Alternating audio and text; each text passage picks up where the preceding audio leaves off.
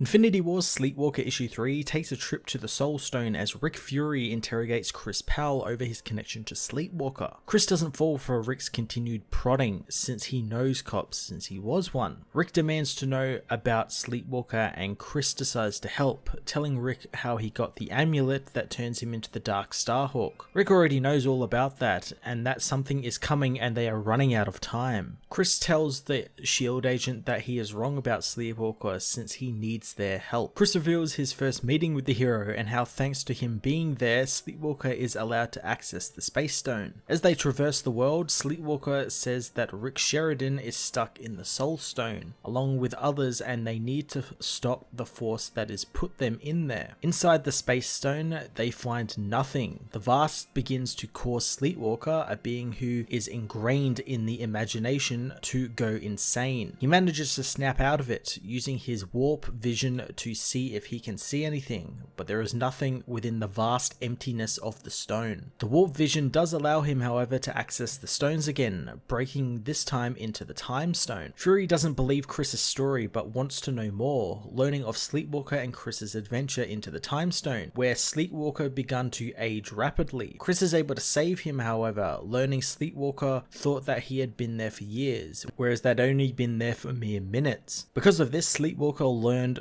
of the mechanics of the Time Stone and how the Dark Starhawk energy is an anomaly in it, so they can work together to create the Infinity. Using Sleepwalker's Imaginator, they are able to craft another portal, letting them access the Reality Stone. During their travel, Chris asks Sleepwalker if his time in the Time Stone messed with him, and if he is sure he can continue on the mission, causing the hero to say that this is not a real reality and Rick Sheridan is. Sleepwalker apologizes since his journey has taken a toll on him, but he doesn't have a choice and needs to continue with it. Chris's interview is interrupted by Agent Drew, who takes Fury with her and leaves Chris, who thanks to Drew telling him who Rick is, now feels like he knows who Rick Fury is. Sleepwalker enters the whirlpool within the Reality Stone, finding comic books of his many adventures as well as many realities. It's here he meets the Archivist and asks her to lead him to the Soul World. She shows him a comic book titled Infinity Wars, and as he touches it, Man-Thing Thang Thum arrives and grabs him, pulling him into the comic. Inside, Sleepwalker sees multiple realities, none of which he can go to since Man-Thing says that they will destroy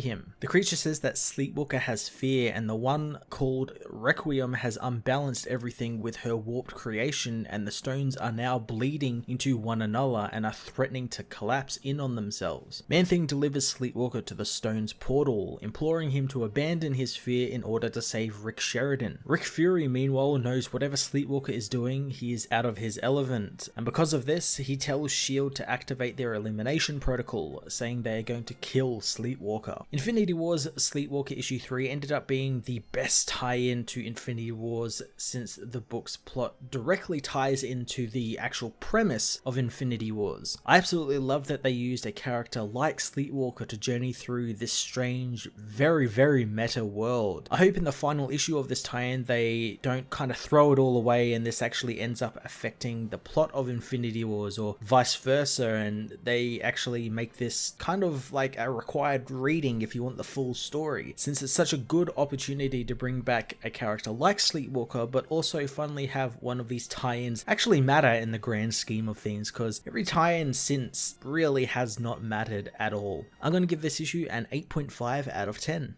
Hey everyone, thanks for watching my newest video. If you enjoyed it, you might also like to check out my other reviews here on my channel. You can also follow me on various social media platforms like Twitter by searching Matt_FOS, or even join the Comic Multiverse Discord server and chat with other comic book fans, including myself and Joel from Cape Joel. Want cheap comics and trades? Head over to the Book Depository with the link in the description to get the cheapest trades and comics around, along with free shipping anywhere in the world. Until next time, this has been Matt of the Fortress of Solitude. Thank you so much for watching.